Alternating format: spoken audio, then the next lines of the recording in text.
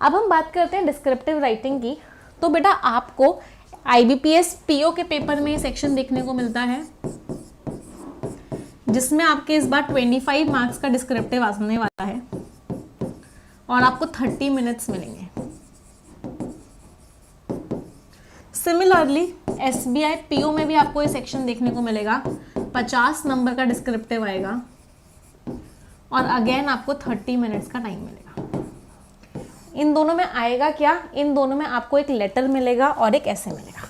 तो हमें यही दोनों चीज़ें सीखनी है, एसेस कैसे लिखते हैं और लेटर कैसे लिखते हैं, एक एक करके सीखेंगे। ये सारा पेपर आपका ऑनलाइन मोड में होगा, मेंस का एग्जाम होगा, उसके बाद ही आपका डिस्क्रिप्टिव राइटिंग हो जाएगा। ऑनलाइन मोड में होगा, इसका मतलब आपकी टाइपिंग स्पीड भी ठीक ठाक होनी चाहिए। कम से कम आपकी टाइपिंग स्पीड 30 वर्ड्स पर मिनट तो होनी ही होनी चाहिए। अगर आपकी टाइपिंग स्पीड 30 वर्ड्स पर मिनट है कम से कम तो ठीक है, ठीक ठाक टाइपिंग स्पीड है। बट अगर इससे कम है आपकी टाइपिंग स्पीड तो आपको थोड़ा सा इम्प्रूव करने की ज़रूरत है। अगर मैं बात करूं ऐसे जो है हमारे जनरली जो वर्ड लिमिट आती है ऐसे की वो 150 से लेकर 200 तक देखी गई है और जो लेटर है उसकी वर्ड लिमिट भी वही 100 से 150 होती है। तो आपको 30 मिनट्स के टाइम में लगभग 350 शब्दों को लिखना होता है। तो 30 मिनट्स का टाइम मिलेगा, 350 वर्ड्स के आसपास आपको लिखना होगा। अब हमें कैसे तैयारी करनी है, क्या स्ट्रैटेजी होती है एसेज लिखने की, क्या स्ट्रैटेजी होती है लेटर्स लिखने की, वो सारी की सारी बातें करना स्टार्ट करते हैं। तो सबसे पहले बात करते हैं एसेज की। तो देखो ऐसे अगर मैं IBPS PO के एग्जाम में बात करूँ तो कम से कम आपका जो ऐसे है वो 15 नंबर का आएगा। अगर मैं SBI की बात करूँ तो 25 से 30 नंबर का आपका ऐसे आ सकता है। तो ऐसे लिखना कोई बहुत बड़ी बात नहीं है, बहुत इजी है अगर आप इस स्ट्रैटेजी को फॉलो करोगे। और स्ट्रैटेजी क्या है, हाँ बेटा जिसमें आपकी डिस्क्रिप्टिव राइटिंग आती है क्लास उस सबके लिए यूजफुल है। स्ट्रैटेजी क्या होती है, आपको फॉर एग्जांपल कोई भी एक टॉपिक मिला, आपको टॉपिक मिला role of NPAs in banking, या आपको सोशल मीडिया का रोल मिला कि सोशल मीडिया का क्या रोल है आज की यूथ की लाइफ को ख़राब करने में, या कोई भी आपको टॉपिक मिला, तो आप सबसे पहले उसको तुरंत लिखना स्टार्ट मत करो। आप क्या करो, इस टॉपिक को लेके आपको जो रफ शीट मिली हुई है उस रफ शीट में 4 से 5 टॉपिक्स लिखो। फॉर एग्जाम्पल मैंने टॉपिक लिया role of non performing assets in banking, या मैंने फॉर एग्जाम्पल एक इजी टॉपिक लेते हैं सोशल मीडिया का टॉपिक लिया, तो मैंने 5 टॉपिक्स लिखे कि सबसे पहले तो NPAs होते क्या हैं भाई, व्हाट आर NPAs, एक टॉपिक मैंने ये लिखा। दूसरा मैंने लिखा किस रीज़न की वजह से NPAs जो हैं वो बैंकिंग सिस्टम में आ जाते हैं, रीज़न ऑफ NPAs। फिर मैंने तीसरा टॉपिक लिखा कि इनका क्या क्या इम्पैक्ट पड़ता है भाई हमारी इकोनॉमी में, इम्पैक्ट ऑन इकोनॉमी। फिर मैंने फोर्थ लिखा कि गवर्नमेंट क्या कर रही है या बैंकिंग सेक्टर क्या कर रहा है इन NPAs को रोकने के लिए, स्टेप्स टेकन बाय गवर्नमेंट या फिर बैंकिंग सेक्टर ने क्या स्टेप्स लिया। फिर मैंने फिफ्थ लिखा कि मैं क्या सजेशन देना चाहूँगा या NPAs किस तरीके से ख़त्म किए जा सकते हैं, आपने क्या किया, कोई सजेशंस दिया। तो इस तरीके से आपको कोई भी टॉपिक मिले तो आप सबसे पहले उसको लिखना चालू मत करो। आप सबसे पहला स्टेप क्या करो बेटा, सबसे पहला स्टेप 5 पॉइंट्स लिख लो या सोच लो अपने मन में कि मुझे इन 5 पॉइंट्स पे ऐसे लिखना है। सोशल मीडिया था फॉर एग्जांपल तो आपने 5 पॉइंट्स लिख लिए। फॉर एग्जांपल सोशल मीडिया क्या है, कैसे हमारी लाइफ को इम्पैक्ट कर रहा है, क्या फ़ायदे हैं, क्या नुकसान है, किस तरीके से सोशल मीडिया को हम ज़्यादा यूसेज को रोक सकते हैं, किस तरीके से सोशल मीडिया का फ़ायदा उठा सकते हैं। इस तरीके से 5 पॉइंट्स लिख लीजिए। क्या स्टेप नंबर 1 समझ में आया सभी को? Everyone step number 1 clear? चलो अब आते हैं स्टेप नंबर 2 पे। स्टेप नंबर 2 क्या कहता है? स्टेप नंबर 2 कहता है कि आपने ये जो 4-5 क्वेश्चंस लिखे हैं उन, फॉर एग्जांपल ये मैंने 5 क्वेश्चंस लिखे थे NPAs को लेके, ये जो मैंने 4-5 क्वेश्चंस लिखे हैं हर क्वेश्चन का आंसर दे दो कम से कम 3 से 4 लाइन में। अब आप टाइपिंग करना स्टार्ट करोगे अपने कंप्यूटर पे और हर क्वेश्चन का आंसर दोगे और वो जो आंसर है वो 3 से 4 लाइन में होना चाहिए। तो आपने इस क्वेश्चन का आंसर दिया 3-4 लाइन में, इस क्वेश्चन का आंसर दिया, इस क्वेश्चन का आंसर दिया, इस क्वेश्चन का आंसर दिया, इस क्वेश्चन का आंसर दिया। सारे के सारे क्वेश्चंस के आंसर आपने दे दिए 3-4 लाइन में। तो अगर मैंने 5 क्वेश्चंस लिखे थे और अगर मेरे 3 से 4 लाइन में सारे क्वेश्चंस का आंसर दे रही हूँ तो मेरा पूरा ऐसे जो बन गया वो 15 to 20 लाइन्स का लिख चुकी हूँ। तो इसका मतलब क्या है, 15 से 20 लाइन मैंने अपने ऐसे में लिख दी। अब इसके बाद अगला स्टेप क्या है, 15 से 20 लाइन लिख दी और एक लाइन में ऑन एन एवरेज अगर हम देखते हैं तो 8 से 10 वर्ड्स होते हैं। तो आपका जो ऐसे है वो मान सकते हैं मिनिमम से मिनिमम 105 शब्दों का आप 120 शब्दों का आप लिख चुके हो, मैक्सिमम से मैक्सिमम आप 200 शब्दों का। आपका ऐसे जो है इतने वर्ड्स का हो चुका है। तो ये था step number 2। Step number 1 questions लिखे, स्टेप नंबर 2 हमने हर क्वेश्चन का 3 से 4 लाइनों में आंसर दिया। इसके बाद अगला स्टेप हमने क्या किया, इसके बाद अगला स्टेप हमने किया कि हमने इन पॉइंट्स का आंसर देने के बाद फिर स्ट्रक्चर को थोड़ा ऊपर नीचे अरेंज किया। ऐसा होता है ना, कभी कभी कोई थॉट बाद में आता है, कोई थॉट पहले आता है, हमने उन सबको अरेंज किया। और लास्ट में हमने क्या किया बेटा, लास्ट वाला स्टेप सबसे इंपॉर्टेंट है। लास्ट में हमने उस पूरे के पूरा ऐसे जो हमने लिखा है उस पर हमने एरर डिटेक्शन चला दिया, हमने स्पेलिंग चेक चला दिया और एरर डिटेक्शन चला दिया कि कहीं हमने कोई ग्रामेटिकल मिस्टेक तो नहीं की है। अब मैं आपको क्यों बोल रही हूँ कि आप एरर डिटेक्शन चलाओ, ग्रामेटिकल एरर स्पेलिंग वाला चलाओ, क्यों, रीज़न सुनना, बहुत ध्यान से रीज़न सुनना। आपका जो ऐसे है वो कौन चेक करता है, आपका जो ऐसे है वो कंप्यूटर चेक करता है। अगर वो कंप्यूटर चेक करता है तो कोई इंसान तो है नहीं, तो कंप्यूटर चेक करता है तो किन किन चीज़ों के मार्क्स काटता है वो आपके ऐसे में। आपके मार्क्स कट होते हैं अगर आपकी ग्रामर गलत होती है, तो आपके मार्क्स कट होते हैं अगर आपकी स्पेलिंग गलत होती है, तो आपके मार्क्स कट होते हैं अगर आप पंचुएशन मार्क्स सही से नहीं लगाते हो, तो कहीं फुल स्टॉप नहीं लगाया, कहीं कॉमा नहीं लगाया। आपके मार्क्स कट होते हैं अगर आप कोहेरेंसी फॉलो नहीं करते हो, तो कोहेरेंस का मतलब क्या होता है, आप रिलेटेड बातें नहीं कर रहे हो। आपने अचानक से इंडिया की बात करी, फिर आपने बात कर दी रात में आपके पड़ोसी के यहाँ क्या हुआ था, तो कोहेरेंसी चेक होती है। और लास्ट में चेक होता है कॉन्टेक्स्ट। कॉन्टेक्स्ट का मतलब क्या है, जिस टॉपिक के ऊपर ऐसे दिया गया है कि आप उसी पर लिख रहे हो या नहीं लिख रहे हो। इसका मतलब ये 5 चीज़ें हैं जो कंप्यूटर चेक करता है आपके ऐसे में। अगर ये पाँचों की पाँचों चीज़ें सही हैं तो आपके ऐसे में बहुत अच्छे नंबर आते हैं। तो ग्रामर चेक, उसको पूरा एरर रिडक्शन का क्वेश्चन समझ लो और उसमें क्या करो, एरर्स निकालते चले जाओ और उसको ठीक करते हुए चले जाओ। तो ये 4 स्टेप्स होते हैं ऐसे लिखने के। कोई दिक्कत किसी को भी यहाँ तक? अब तो ये 4 चीज़ें चेक होंगी। अगली इंपॉर्टेंट बात जो कि बहुत ज़रूरी है, बहुत सारे बच्चों को क्या लगता है, आप भी लोग मुझे बताना, आप में से कितने लोगों को ये चीज़ लगती है कि मैम हम जितने लंबे सेंटेंसेस लिखेंगे या जितने भारी भारी शब्द लिखेंगे उतने अच्छे हमारे मार्क्स आएंगे। ये सबसे बड़ा मिथ है बेटा, सबसे बड़ा मिथ है कि हम जितने लंबे सेंटेंसेस लिखेंगे, जितने भारी भारी शब्द लिखेंगे उतने अच्छे मार्क्स आएंगे। नहीं, आप जितनी सिंपल वोकैबुलरी का इस्तेमाल करोगे, जितने शॉर्ट सिंपल सेंटेंसेस बनाओगे, आपके मार्क्स उतने अच्छे आएंगे। क्यों? क्योंकि आपकी यहाँ पे ग्रामेटिकल मिस्टेक्स कम से कम होंगी, आपकी यहाँ पे स्पेलिंग मिस्टेक्स कम से कम होंगी। तो जब भी आप ऐसे लिखते हो, आप हमेशा सिंपल वोकैबुलरी का इस्तेमाल करो और शॉर्ट एंड सिंपल सेंटेंसेस ही लिखो, तभी आपके मार्क्स बहुत अच्छे आएंगे। कोई दिक्कत किसी को यहाँ तक? बिल्कुल होता है बेटा, SBI में भी डिस्क्रिप्टिव का पेपर होता है, IDPS में भी होता है।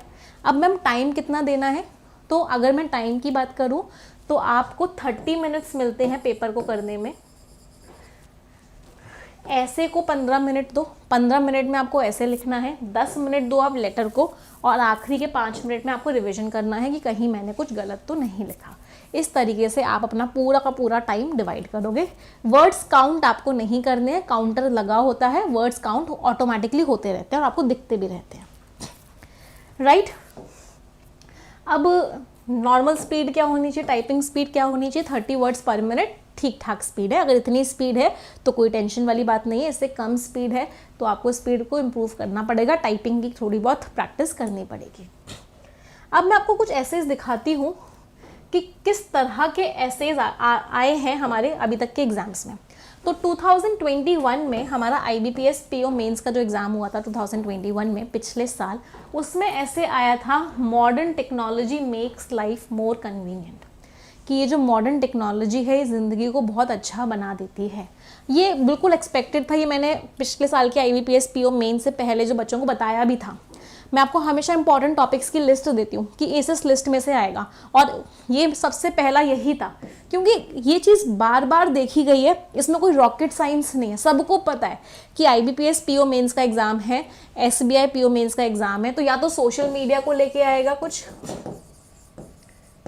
इस समय का हॉट टॉपिक है रशिया यूक्रेन वॉर, उसको लेके आएगा, महंगाई इन्फ्लेशन को लेके आएगा कुछ, टेक्नोलॉजी को कुछ लेके आ सकता है, इन्वायरमेंट रिलेटेड टॉपिक्स बहुत सारे आते हैं, ऑटोमेशन आ सकता है। वैसे बहुत सारे इंपॉर्टेंट टॉपिक्स हैं जिसकी मैंने लिस्ट पिछले साल भी दी थी, तो 2021 में भी वही टॉपिक्स आए थे।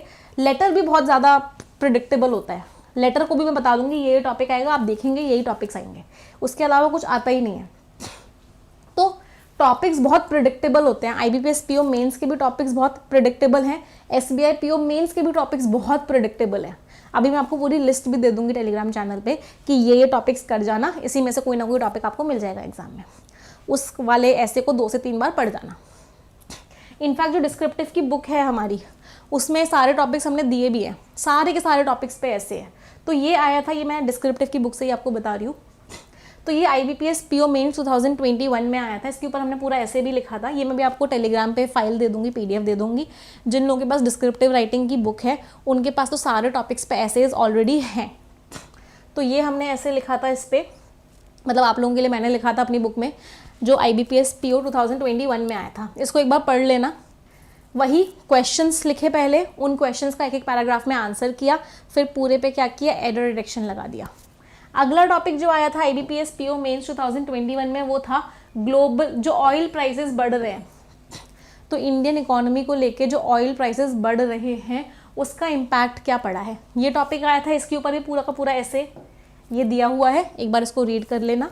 मतलब बहुत ज़्यादा ना वो करने की ज़रूरत नहीं है, टेंशन लेने की ज़रूरत नहीं है। कुछ प्रिडिक्टेबल टॉपिक्स हैं, वो सब टॉपिक्स 2-3 बार रीड कर लेना, एक बार खुद से लिख के प्रैक्टिस कर लेना, आराम से हो जाएगा, क्योंकि टॉपिक्स तो यही आने वाले हैं। तो ये मैंने आपको अगला टॉपिक दिया है, इसको एक बार पढ़ लेना, इसकी मैं आपको शेयर कर दूंगी। ऐसे ही SBI PO मेंस 2021 में आया था, ये भी बुक में है, impact of privatisation of public sector banks in India. ये टॉपिक थोड़ा सा कंट्रोवर्शियल था और ये आ गया SBI PO मेंस 2021 में कि क्या इम्पैक्ट है, प्राइवेटाइजेशन का क्या इम्पैक्ट पड़ेगा। तो इसका भी मैंने आपको यहाँ पे ऐसे दे दिया है, एक बार इसको भी रीड कर लीजिएगा। तो ऐसे राइटिंग तो आई होप सभी को क्लियर हो गया, बहुत बहुत ईजी है। ऐसे राइटिंग में बहुत ज़्यादा स्ट्रेसफुल नहीं होता। क्यों नहीं होता? क्योंकि क्वेश्चंस फ्रेम किए, क्वेश्चंस का आंसर लिखा, एरर डिटेक्शन लगाया, लास्ट में चेक कर लिया कोई मिस्टेक तो नहीं हुई है। टॉपिक्स क्या आएंगे? टेक्नोलॉजी, इन्वायरमेंट, ये सारे के सारे टॉपिक्स आपके आएंगे। मैं आपको दिखा देती हूँ कौन कौन से टॉपिक्स आपके ऐसे में आ सकते हैं, फिर हम लेटर की बात कर लेंगे एक बार। तो यहाँ पे हमने सारे टॉपिक्स आपको दिए हुए हैं। कहाँ हैं हमारे टॉपिक्स? एक सेकेंड, एक बार दिखा देती हूँ आपको मैं टॉपिक्स, फिर उसके बाद हम लेटर की बात करेंगे। हाँ जी, तो ये रहे सारे के सारे टॉपिक्स। बहुत ज़्यादा पीछे चला गया ना, हाँ। तो आप ये देख रहे हैं, यहाँ से लेकर यहाँ तक, gadgets, health, cinema, India and it's relation with other countries, joys and sorrows, natural calamities, environment को लेके, तो ये सारे के सारे ये 23 टॉपिक्स, फिर इसके आगे 51 टॉपिक्स, ये सारे के सारे इंपॉर्टेंट टॉपिक्स हैं जो मैंने आपको दिए हुए हैं। एक बार इसको 2 से 3 बार रीड ज़रूर कर लेना। Make sure that you read them 2 to 3 times. जिन लोगों के पास बुक है डिस्क्रिप्टिव राइटिंग की, जिन लोगों के पास नहीं है बुक, वो या तो अमेजोन या फ्लिपकार्ट से ले लेना, और अगर नहीं ले पा रहे हो कोई प्रॉब्लम नहीं है, ये टॉपिक्स को एक बार गूगल से सर्च करके अच्छे से इनके ऊपर कॉन्टेंट अपने आप को पढ़ लेना कि इनके ऊपर क्या क्या कॉन्टेंट हो सकता है। फिर इसके बाद अगर मैं आपको प्रीवियस ईयर पेपर, अभी मैंने आपको बताया, और भी बहुत सारे प्रीवियस ईयर क्वेश्चंस कैसे कैसे आ चुके हैं, एसेज हैं, वो सारे के सारे मैंने आपको दिए हुए हैं।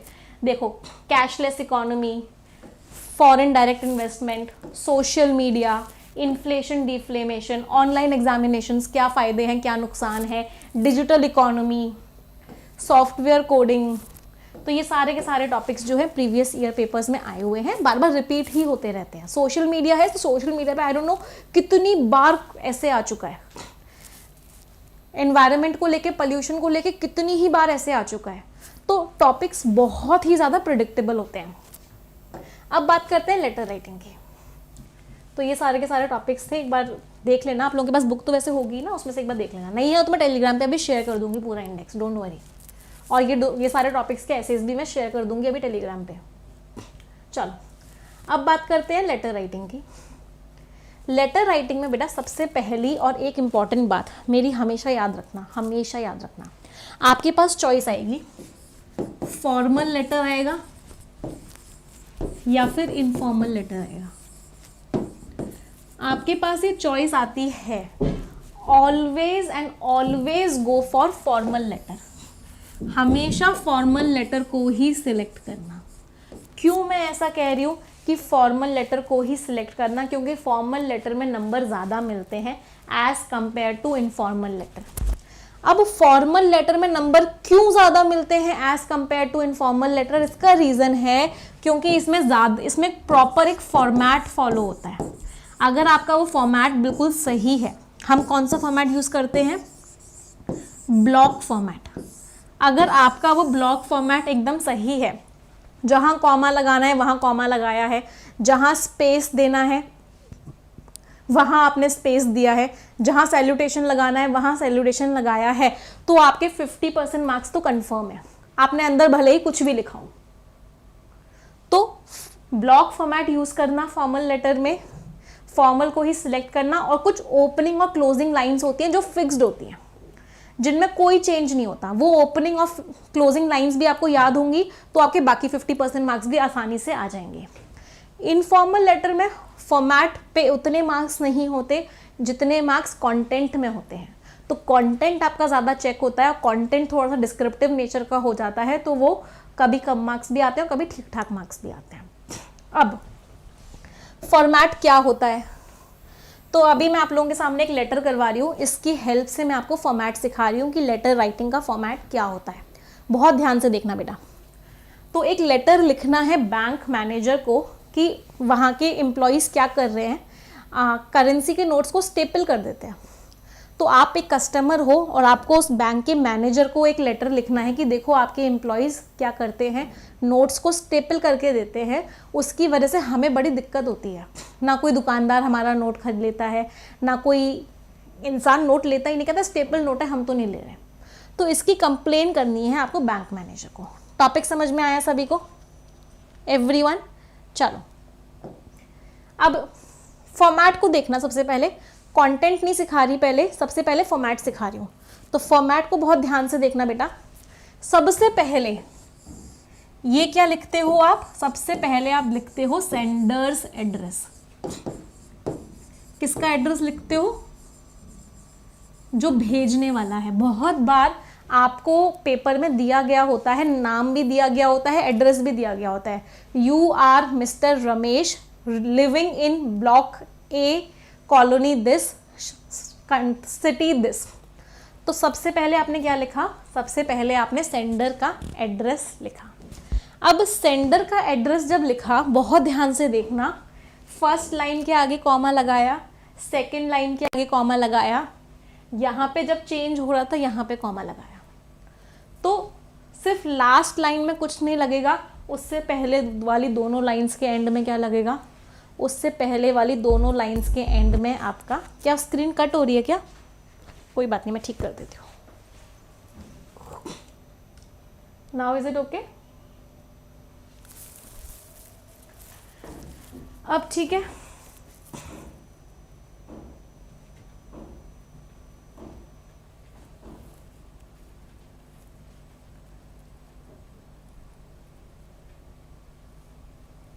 Now is it okay? चलो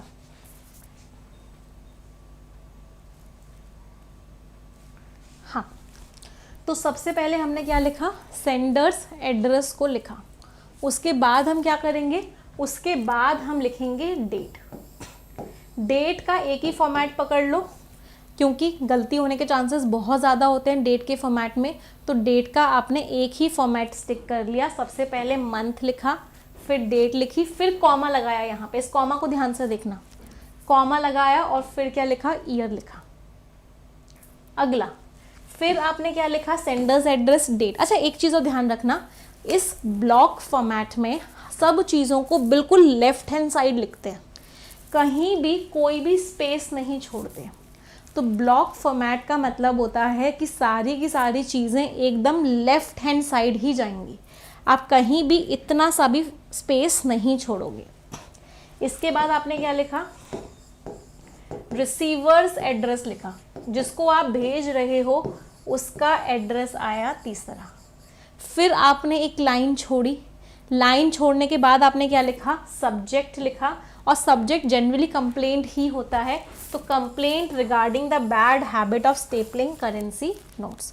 तो कंप्लेन है किस चीज़ को लेके, कि ये जो खराब आदत है स्टेपल करने की नोट्स को। इसके बाद क्या लिखा, सैल्यूटेशन। इसको क्या बोलते हैं हम, इसको हम बोलते हैं सैल्यूटेशन। क्या लिखा, डियर सर। पहले लिखते थे रिस्पेक्टेड सर, पहले लिखते थे, लेकिन आज के टाइम पे सिर्फ डियर ही लिखते हैं। अकेला सर भी लिख सकते हो, but dear sir is the best one. तो हमने क्या लिखा, डियर सर। इस कॉमा को देखो, यहाँ पे हमने ये कॉमा लगाया। पंचुएशन मार्क्स बहुत इंपॉर्टेंट होते हैं बेटा ऐसे में, सॉरी लेटर में punctuation marks are very very important. तो देख रहे हो, ये पंचुएशन मार्क्स को बहुत ध्यान से देखना, सबसे ज़्यादा इंपॉर्टेंट। दो चीज़ें इंपॉर्टेंट होती है, पंचुएशन मार्क्स, कहाँ पे गैप छोड़ना है, और सब कुछ लेफ्ट से ही लिखना है, कोई भी मार्जिन नहीं छोड़ना। चलो आगे बढ़ते हैं। इतना समझ में आया सभी को? एक बार सभी लोग यस करके बता दो, हाँ जी मैम इतना समझ में आया। एवरीवन, सभी लोग एक बार यस करके बता दो कि मैम समझ में आ गया इतना। चलो अब आगे बढ़ते हैं।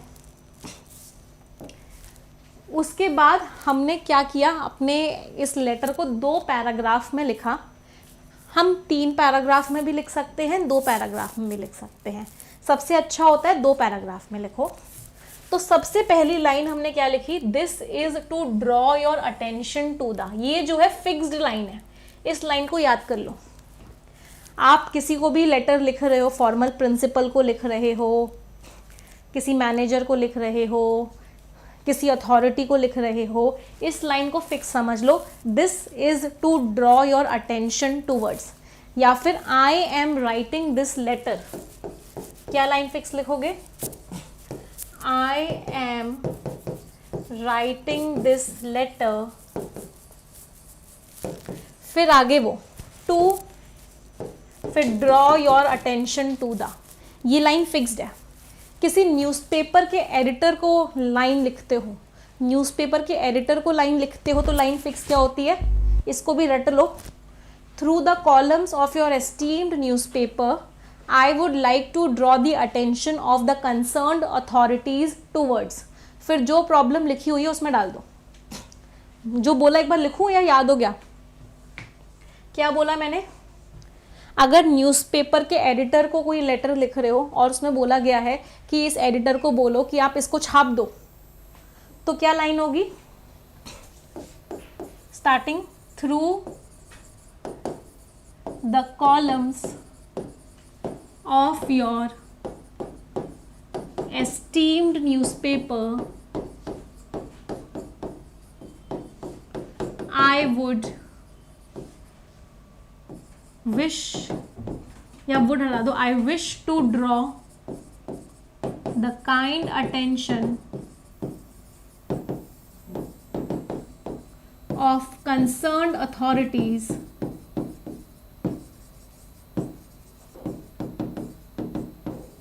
टूवर्ड्स, और आगे जो भी प्रॉब्लम लिखी हुई है, towards increasing noise pollution in our city, towards increasing theft cases in our city, towards increasing chain snatching cases in our city. तो इस लाइन को बिल्कुल फिक्स कर लो।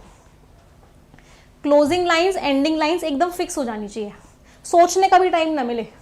जब पेपर दे के आ रहे हो बिल्कुल टाइप करते हुए चलो। क्लियर, कोई दिक्कत?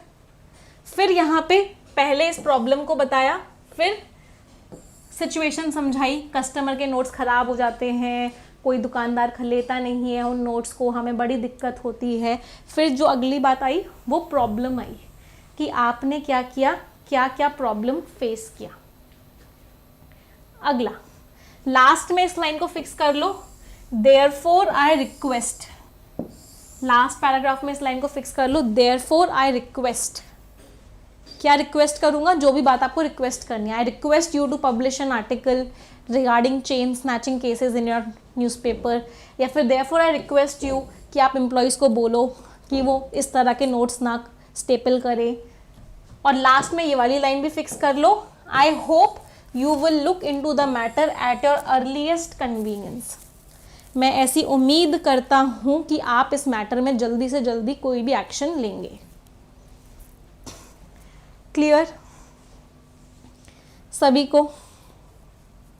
लास्ट में थैंक यू, बहुत ध्यान से देखना, फुल स्टॉप लगाया, योर्स ट्रूली, कॉमा लगाया, फिर आपका नाम। कहीं से रिप्लाई आने की उम्मीद है तो लास्ट में लिख सकते हो looking forward to your reply, या waiting for your positive response on it. क्या सभी को पूरा लेटर लिखना समझ में आया, कैसे लिखते हैं? एवरीवन, सभी को क्लियर हुआ? So this was about formal letter. Free के मार्क्स होते हैं पता है फॉर्मल लेटर वाले। फॉर्मेट अगर आपको पता है, क्लोजिंग लाइन एंडिंग लाइन आपको पता है, आपको पता है कौन सा पंचुएशन कहाँ आएगा, कैसे लिखना है, बस बीच में थोड़ा सा मैटर ही तो ऐड करना है, हो गया लेटर। 10 मिनट में पूरा लेटर लिख सकते हो, फुल मार्क्स ला सकते हो बहुत आसानी से। तो letter writing is the easiest and that too formal letter writing is more easy. कोई दिक्कत किसी को भी? चलो, अब मैंने आपको एक लेटर आपको होमवर्क में दे रही हूँ। ये लेटर है बिल्कुल उसके जैसा ही है। ये मैं चाहूँगी कि आप लोग एक बार खुद से लिखें और मुझे मेल करें। ये वाला लेटर आप खुद से लिख के मुझे मेल करें सभी लोग। यस, तो this was about formal letter. तो अभी मैंने आपको फॉर्मल लेटर और एक ऐसे राइटिंग समझाया है। अगली क्लास जब मैं लूँगी तब मैं आपको इनफॉर्मल लेटर राइटिंग सिखाऊंगी कि इनफॉर्मल लेटर्स कैसे लिखते हैं। इनफॉर्मल लेटर्स में क्या होता है, पहले मम्मी पापा कैसे हैं, भाई बहन कैसे हैं, उसके बारे में बात करते हैं। मतलब टॉपिक पर डायरेक्टली नहीं आते। पहले पैराग्राफ में घर वालों के बारे में, भाई बहन के बारे में, उस बारे में बात करो, बीच में टॉपिक पे आओ और लास्ट में क्या करो, तुमसे मिलना है यार, कब मिलेंगे यार, प्लान आउट करते हैं ना, मेरा प्यार देना छोटों को और मेरा रिस्पेक्ट देना बड़ों को, ऐसे करके एंडिंग करते हैं। तो फॉर्मल लेटर मैंने आपको अभी बताया है, इनफॉर्मल लेटर मैं आपको अगली क्लास में कंप्लीट बताऊंगी। समझ में आई चीज़ें सभी को? एवरीवन, आई होप सभी को क्लियर है।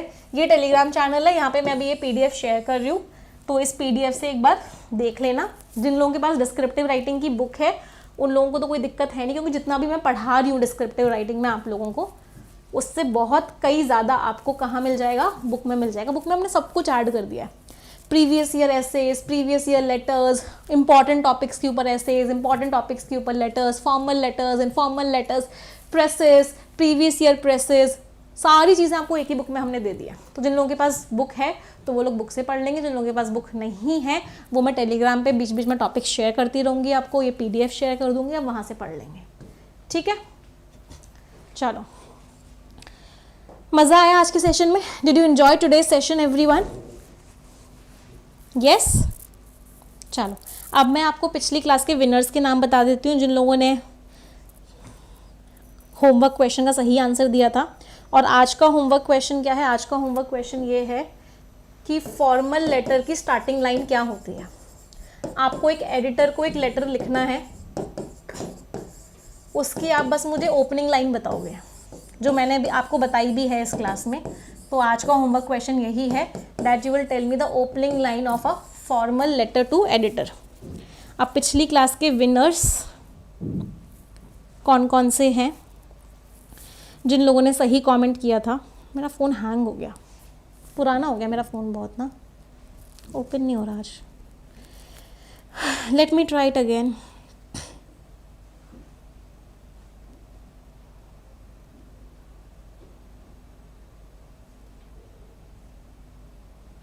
हाँ, तो पिछली क्लास के हमारे विनर्स हैं जिन्होंने क्वेश्चन का सही आंसर दिया था।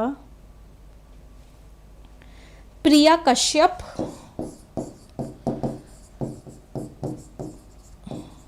And Kashyap, and second winner is Manoj Chaudhary. Manoj Chaudhary, ये दोनों बच्चे मुझे एक मेल कर देंगे, एक स्क्रीनशॉट भेज देंगे कि वो कमेंट आप ही ने किया था। टीम आपको कांटेक्ट करके आपकी बुक्स डिलीवर करवा देगी। चलो, सो सेशन एंड करते हैं 3 से। हाँ बेटा, नया मोबाइल फ़ोन लेना है बट टाइम ही नहीं मिल रहा, जाके रिसर्च करना कौन सा अच्छा चल रहा है, कहाँ से लेना है, टाइम ही नहीं मिलता इन सब चीज़ों के लिए। कोई बात नहीं, will take it very soon. एक बार आपके एग्ज़ाम्स कंप्लीट हो जाएं सारे, उसके बाद I will take out time and take the phone. चलिए, तो आज का सेशन यही एंड करते हैं। 3 सेंटेंसेस सभी लोग मिलके बोलेंगे, 1 2 3 and go. English is a very easy language. I am very good at English and I'll definitely get my dream job. Thank you everyone. Bye bye. Take care. Stay blessed. Tata. और अब हम मिलेंगे कल सुबह अपने मॉक टेस्ट में। I hope सभी को पता है कल हम नेक्स्ट मॉक टेस्ट करने वाले हैं SBI क्लर्क का अनअकैडमी लर्निंग एप्लीकेशन पे। Okay, bye bye everyone. नहीं, आईफोन तो मैंने नहीं लेना है, आईफोन नहीं लूँगी मैं, क्योंकि उसमें ना आधे से ज़्यादा काम होते नहीं आईफोन से। So I'll take Android only. चलो, ओके, बाय बाय एवरीवन।